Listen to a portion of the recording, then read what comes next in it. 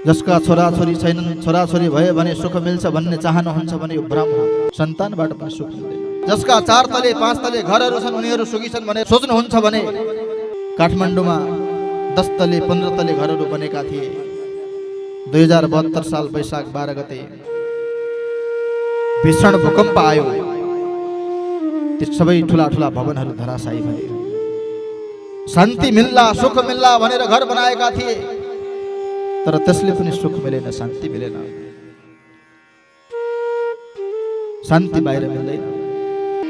मृगको कुण्डलमा कस्तुरी हुन्छ, पुरा जंगलमा वासना आउँछ, वनमा वासना आउँछ।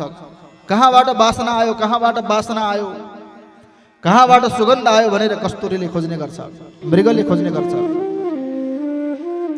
तर कस्तुरी उसको कुण्डलमा हुन्छ, मृगकै कुण्डलमा कस्तुरी हुन्छ।